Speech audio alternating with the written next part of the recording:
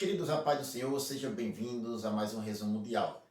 Nesse vídeo nós iremos resumir a lição 2, que tem como título O Avivamento no Antigo Testamento. Se você ainda não é inscrito no nosso canal, se inscreva, curta, compartilhe. Também utilize os nossos vídeos na evangelização, enviando para uma pessoa que você conhece.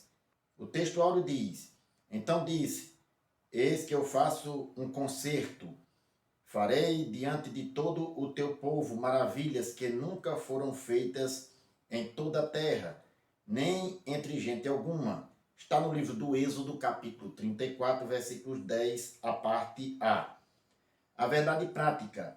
A Bíblia revela que Deus responde ao seu povo com muitos avivamentos como resposta às orações e súplicas.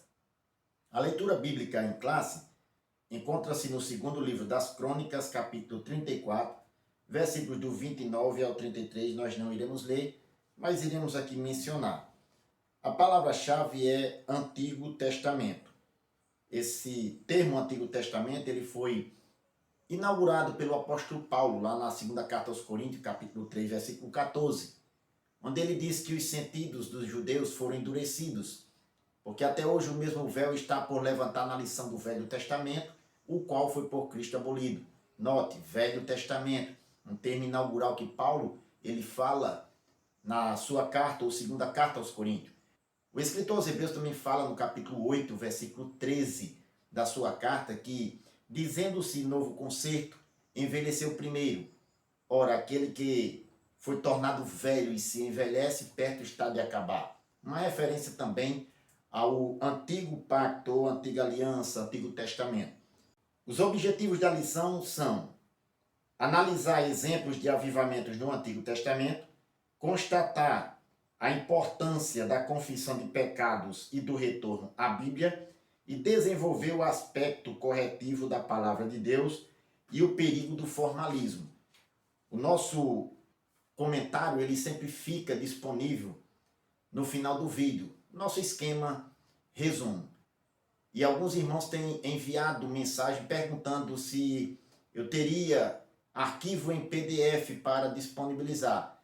Nós fazemos o esquema no quadro quando vamos gravar a nossa aula. E ele sempre fica disponível, nós deixamos um tempo no final do vídeo com o esquema para ser aproveitado, seja para uma revisão da aula ou mesmo para ser utilizado na escola dominical, devidamente adaptado. Alguns irmãos, eles não têm o quadro retangular dessa forma. Às vezes tem uma lousa em forma de retrato, de maneira que pode também ser adaptado. No lugar de colocar os pontos um ao lado do outro, coloca um embaixo do outro. E no lugar de fazer todo o esquema, coloca pontos com os textos bíblicos de referência, de maneira que possa ser aproveitado também pelos professores na escola bíblica dominical com as devidas adaptações. Nós vamos para o nosso esquema resumo. O primeiro ponto, panorama dos avivamentos no Antigo Testamento. O número 1, o avivamento no tempo de Moisés. Quando o povo de Israel estava no Egito, se levantou um rei que não conhecia José. José já tinha morrido. E o povo hebreu passou por um período de escravidão no Egito. Quando Moisés ele nasceu, o povo já estava vivendo esse período longo de escravidão no Egito. Então Moisés, divinamente, ele foi chamado por Deus para libertar o povo de Israel daquela escravidão. Em Êxodo capítulo 3, versículo 6, Deus ele fala para Moisés dizendo: eu sou o Deus de teu pai, o Deus de Abraão, o Deus de Isaque e o Deus de Jacó. E Moisés encobriu seu rosto porque temeu olhar para Deus. Em Atos capítulo 7, versículo 32, o escritor São Lucas também faz menção desse texto para mostrar o chamado divino na vida de Moisés. Moisés então foi usado por Deus para trazer juízo sobre a casa de Faraó e sobre o Egito, enviando 10 pragas. Desta forma, o povo judeu ele foi tirado do Egito por mão poderosa da parte de Deus, usando um instrumento para isso, que foi o seu servo Moisés. Moisés ele libertou o povo de Israel do Egito, da casa de servidão, da mão de Faraó, através de juízos enviados por Deus naquela nação. O número 2, o avivamento no tempo de Samuel. No período de Samuel, ou no tempo deste profeta, o povo de Israel estava em guerra contra os filisteus na região de Efraim. Os filisteus entraram em conflito com os israelitas e venceram a batalha. O resultado disso foi que a Arca da Aliança foi levada pelos filisteus. Os filhos de Eli, sumo sacerdote, Ofni e Finéias foram mortos.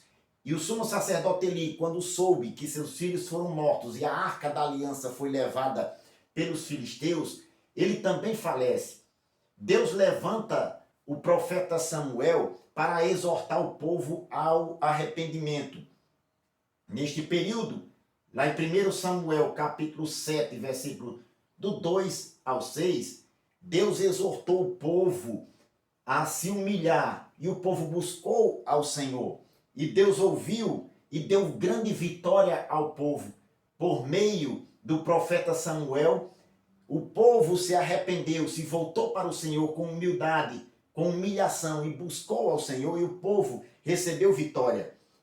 Houve um grande avivamento em Israel e Samuel, ele julgou a Israel todos os dias de sua vida. No contexto do versículo 7 em diante, especificamente o versículo 15. O número 3, o avivamento no tempo de Josias. Durante este período do reinado de Josias, o reino de Israel já tinha sido dividido em norte e sul, e o reino do norte já tinha sido levado para o cativeiro assírio. Ezequias já tinha morrido, Manassés reinou cerca de 55 anos. Diz alguns comentários que 10 anos ele reinou como corregente de seu pai. 55 anos, Manassés ele passou no poder, no reinado do reino do sul, em Jerusalém. E diz o texto sagrado que ele fez coisas más aos olhos de Deus e praticou muitas abominações. E ele levou o povo a uma decadência espiritual. A nação de Judá mergulhou em uma verdadeira decadência espiritual nas mãos de Manassés. Quando Manassés ele morre, Amon ele sobe ao poder, há uma conspiração contra ele e os seus servos o matam. O povo então declara Josias como rei. No período de Josias, ele faz uma verdadeira reforma espiritual. Lá em 2 Crônicas, capítulo 34, versículos do 1 ao 7. Durante as reformas praticadas por Josias, houve um novo avivamento espiritual daquela nação. E o povo foi conduzido espiritualmente a voltar-se para Deus. Deus ele usou o rei Josias para conduzir de novo o povo a um novo avivamento espiritual. Lá em 2 Crônicas, capítulo 35, versículos 16 ao 19. Esses são exemplos tirados do Antigo Testamento de homens levantados por Deus para promoverem avivamentos espirituais. O exemplo de Moisés, de Samuel e de Josias. O segundo ponto, confissão de pecados e retorno à palavra de Deus. O número 1, o chamado de Neemias. Neemias ele serviu como copeiro do rei Artaxerxes da Pérsia. Era a sua função. Quando ele ficou sabendo da miséria que passava a cidade de Jerusalém e os muros da cidade fendidos, ele orou 4 meses ao Senhor. Diz o texto de Neemias, capítulo 1, versículo 4, que ele esteve jejuando e orando perante o Deus do céu. A oração de Neemias incluiu a confissão de pecados. Na condição de um intercessor, Neemias ele se incluiu ele e a casa de seu pai. Diz o texto no capítulo 1, versículo 6, e faço confissão pelos pecados dos filhos de Israel, que pecamos contra ti. Também eu e a casa de meu pai pecamos. Ainda no versículo 7, Neemias 1:7, ele diz, de todo nos corrompemos contra ti, e não guardamos os mandamentos, nem os estatutos, nem os juízos que ordenastes a Moisés, teu servo. Observe que a confissão de pecados é imprescindível para o avivamento espiritual, para o verdadeiro avivamento. Além de orar, Neemias, ele como intercessor, se incluiu, ele e a casa de seu pai, na confissão de pecados diante de Deus. O número 3, o avivamento pelo ensino. No tempo de Neemias, o ensino da palavra de Deus foi a marca que precedeu o avivamento espiritual. Em Neemias capítulo 8, versículo do 1 ao 12, diz o texto que Esdras, o escriba, ele fez um púlpito para a leitura do livro da lei, que foi lido desde a alva até o meio-dia, com 13 homens que estavam dos seus lados, direito e esquerdo, fazendo com que, lendo o livro da lei e explicando o significado, faziam com que o povo entendesse. Talvez, em virtude do povo ter retornado do cativeiro com uma mistura de gente, tinham contraído matrimônios e os seus filhos já não falavam mais bem direito o judaico. E eles fizeram uma verdadeira reforma espiritual, resgatando o idioma sagrado. Neemias, ele leu o livro e os homens que estavam do seu lado davam a entender o significado, interpretando ou explicando para o povo. Aqui houve, na parte do ensino da palavra de Deus, quando lia a palavra, explicava de forma didática, trazendo uma explicação e compreensão do significado para o povo. Notamos que, nas características do avivamento de Neemias, vemos 3 elementos importantes: o seu chamado, a confissão de pecados e o ensino da palavra de Deus. Observe, não somente orar e confessar os pecados, mas o ensino da palavra de Deus é imprescindível para o verdadeiro avivamento espiritual. O terceiro ponto, o avivamento e a palavra de Deus. O número 1, a palavra de Deus corrige. Nós vemos no Novo Testamento padrão de culto estabelecido pelos apóstolos, que envolve a decência e ordem. Em 1 Coríntios capítulo 14, versículo 26, citado pelo nosso comentarista, diz: Que fareis, pois, irmãos, quando vos ajuntais, cada um de vós tem salmo, tem doutrina, tem revelação, tem língua, tem interpretação, faça-se tudo para edificação. Paulo aqui ele está disciplinando a igreja no uso dos dons, a partir do capítulo 12 da primeira carta aos Coríntios. No capítulo 14, ele mostra como deve ser o ajuntamento dos crentes e a prática do culto e do uso dos dons no culto. Nessa instrução que ele dá para a igreja, nós vemos aqui alguns elementos, como por exemplo, no ajuntamento ou no culto cristão, o louvor é indispensável. Como ele diz, cada um de vós tem salmo, uma referência ao louvor. A palavra de Deus, ela também é indispensável no culto. Como diz, tem doutrina, bem como a manifestação do Espírito Santo. O Espírito deve ter liberdade dentro do culto cristão, no uso dos dons ou na manifestação dos dons por parte dos crentes. A continuidade do texto, ele diz, tem revelação, língua, interpretação. Todos esses elementos aqui faz parte da edificação do corpo de Cristo, a edificação da igreja. Como Paulo diz, faça-se tudo para a edificação. Nós vemos aqui um padrão de culto avivado, como exemplo no Novo Testamento. Em Efésios capítulo 5, versículo 18 ao 20, Paulo diz: E não vos embriagueis com vinho em que há contenda, mas enchei-vos do Espírito. Culto avivado. De que forma enchei-vos do Espírito? Diz Paulo na continuidade no verso 19. Falando entre vós com salmos e hinos e cânticos espirituais, cantando e salmodiando ao Senhor no vosso coração, dando sempre graças por tudo diante de Deus Pai, em nome de nosso Senhor Jesus Cristo. Observe de que forma os crentes no culto avivado devem se encher. Falando com salmos, talvez uma referência aos louvores do Antigo Testamento usado pelos apóstolos. Hinos, uma possível referência aos cânticos cristãos no Novo Testamento.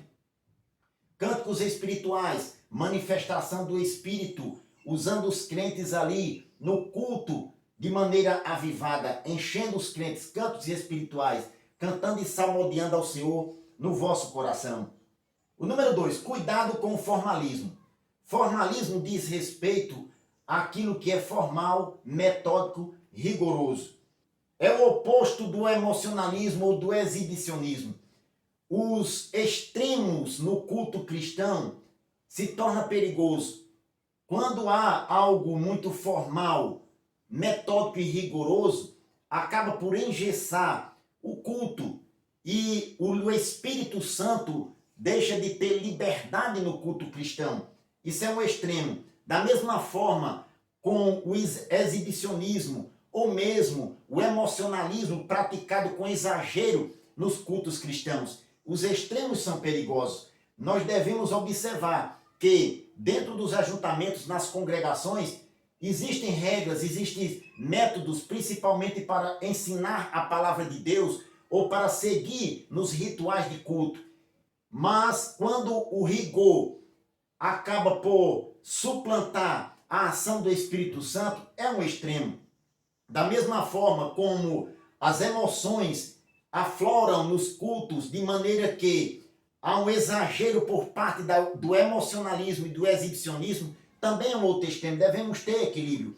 Em Mateus capítulo 23, versículo 23, Jesus censura os escribas e fariseus dizendo: ai de vós, escribas e fariseus hipócritas, porque dais o dízimo da hortelã, do endro e do cominho, e desprezais o mais importante da lei, o juízo, a misericórdia e a fé. Deveis, porém, fazer essas coisas e não omitir aquelas. Condutores cegos, coais um mosquito e engolis um camelo.